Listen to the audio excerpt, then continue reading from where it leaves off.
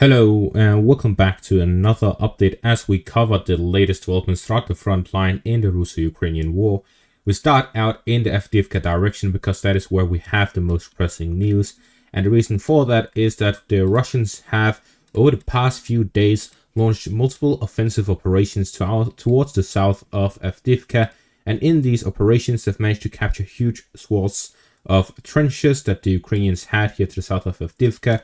They also managed to capture Tarka Ohutsa, which is this restaurant area here to the south of Avdiivka. It operated as an outpost and forward position of the Ukrainian defenders in this area. North of that, there are some trenches and fortifications that we see here that are old from the satellite images. We also see the extensive network of trenches that goes through the south here. So over the past few days, we've seen the Russians taking control over these areas bit by bit. And it all started here on the 18th right here. And then on the 19th, we saw these two areas being captured. Then on the 20th, following that, we saw the Dacia area here to the southeast of Avdiivka being fully captured.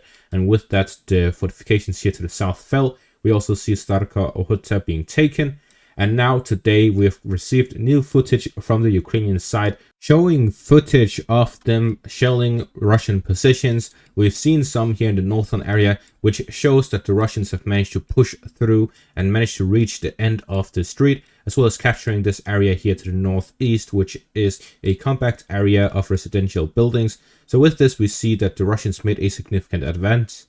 And that alone was enough for me to start an update on this topic. However, we follow up with this additional one, and we even have the geolocation of this footage reaching this house right here.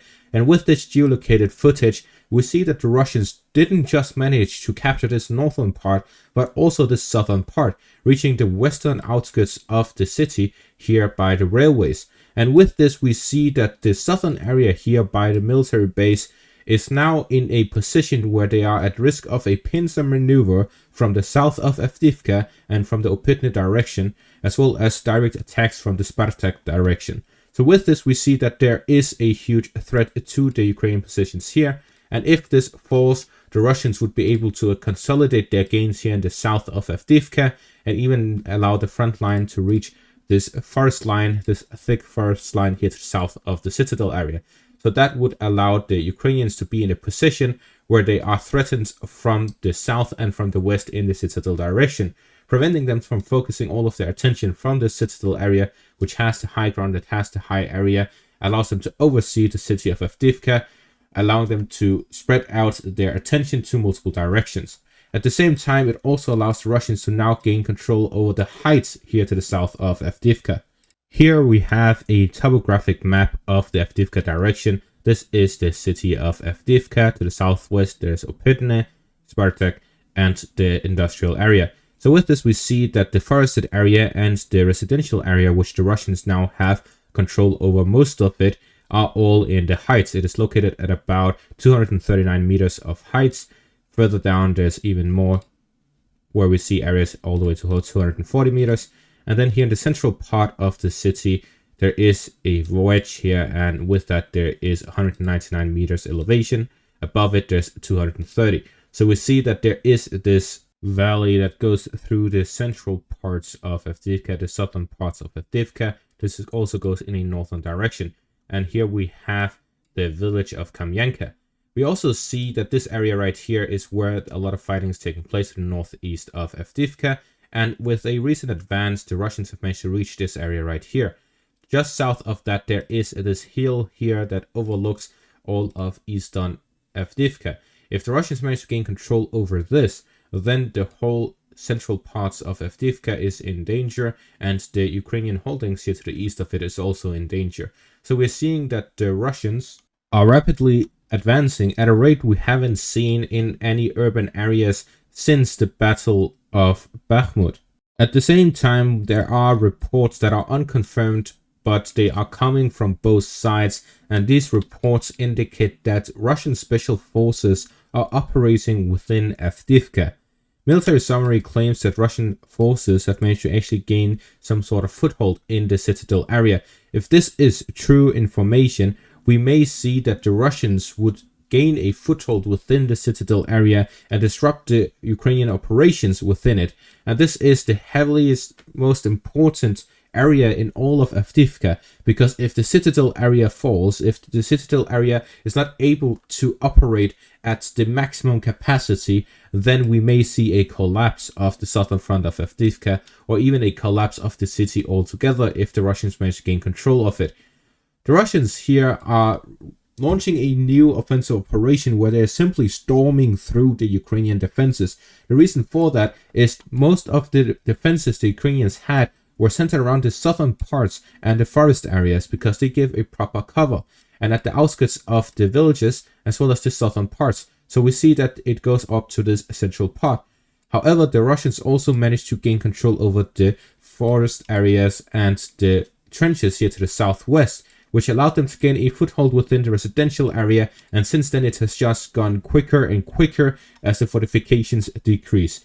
So until they reach the valley here in the central parts of Avdiivka, then the Russians will likely have this sort of rapid advance. We'll likely also see an advance by the Russians here in the eastern part. The reason for that is while the eastern parts isn't as heavily fortified as the central parts of Avdiivka, we see here based on the satellite images that there are multiple trenches here in the central parts at the outskirts of the village. This eastern part does not have that, neither does the western part. So we may see a pincer maneuver by the Russians where they would attack from the western and eastern parts to enclose around the Ukrainian positions, forcing them to withdraw prior to it being closed and leaving their fortified positions for lesser defended areas. And with that, we'll see that the Russians will likely capture this southern part altogether. And if they manage to capture the southern part, they'll start being able to cut off the Ukrainian positions in the forest areas, especially with heavy bombardments, especially with the TOS systems, allowing them to just heavily bombard the Ukrainian positions in the area and take control over the forest areas without storming it. So with this, we see that the Russians are getting a favorable position here to the south of Avdiivka, from constantly fighting against heavily fortified positions to now having the advantage when it comes to geography and fortifications. The main thorn on the side of Russia is literally here on the side of Avdiivka, where we see further fortifications and trenches in this dacha area by the railways on the other side, as well as the military base. This prevents the Russians from simply just attacking and storming the Ukrainian positions here to the west. However, if they combine an assault from the east and west, as well as pressuring the fortified area to the south, they'll be able to spread out the Ukrainian forces, or possibly even forcing them to withdraw from this area as well, similar to the southern parts of Avdiivka. In either case, we're seeing that the Russians have significantly increased the amount of offensive operations that they are launching since the end of the holidays and this period of time where Russian soldiers have increased their presence in Ukraine due to new rotations and soldiers returning from the holidays. So with this, we're seeing that the Russians are taking advantage over the peril of the Ukrainians with their lack of forces at the front line and lack of ammunition. At the same time, we see here in the direction of Urashine, where the Russians recently captured and got a foothold here in the forest lines, the Ukrainians launch a counterattack and regaining control of it, which shows that it isn't completely hopeless for the Ukrainians. They still have forces available by the front line to launch counterattacks and punish the Russians if they do not commit properly to their offensive operations. This was likely a probing attack by the Russians, checking if the Ukrainians had their fortifications and units ready, but at the same time we also see that the forest lines make a shape that allows them to hold these positions as a defensive line ahead of the Russians, as the front lines are very close to each other by the forest lines, so the Russians having control over this one to the east and the Ukrainians here by the Urashine direction allows them to quickly punish the Russian advancements if they do not have enough forces. At the same time, in the northern direction by the Kupiansk area, we see that they have, after capturing Kokhmelne, they've also managed to advance here to the south and to the north of the village, allowing them to reach the southern outskirts of Kotlярivka from the south, since they have managed to continuously pressure Kislivka and Kotlярivka, but failed to even get a foothold within the villages, much less capture them. Now opening a frontier to the south allows them to increase this pressure and allow them to possibly go around and pressure them from the south, cutting off the supply lines, or simply allowing them to attack on a wider front. So we're seeing that the Russians are developing offensive operations not just in the Avdiivka direction, but also here in the Kupiansk direction. However, it's not all doom and gloom for Ukraine, as I've recently received an update from some of my sources in both militaries, and based on information that they gave me, my assumption and analysis that Zelensky did not commit in the summer offensive and left a large reserve of soldiers as well as equipment in the back lines throughout these months is accurate. The Ukrainians have a significant reserve in the back lines, allowing them to respond if the Russians launch any major offensive, like a new offensive operations towards Kharkiv. More on that on a later video. But what we see is that the Russians are increasing their pressure all across the front. The Ukrainians still have a significant force in reserve, so it's not like this is the end of it. We'll likely see heavy battles continue, but the fighting over Avdiivka may be sped up, especially due to a recent shelling by the Ukrainian forces in Donetsk, costing the lives of many civilians, and this has increased the hate and the motivation of the Russian soldiers fighting in the front line, because they feel like this allows them to justify their presence in Ukraine and the reason for fighting this war. And as such, Avdiivka, which is a symbol of the shelling towards Donetsk, the area in which a lot of shelling has taken place towards Donetsk, capturing that would allow the Russians to celebrate some sort of PR victory and allowing them to gain more popularity and more justification for continuing this war. And as such, Avdiivka is an important target, and this is why we are seeing that so many forces are being committed to it, and why we are seeing that the actions have sped up, especially today where something like that happened. And that is going to be all for this update. Thank you all for watching and have a great day.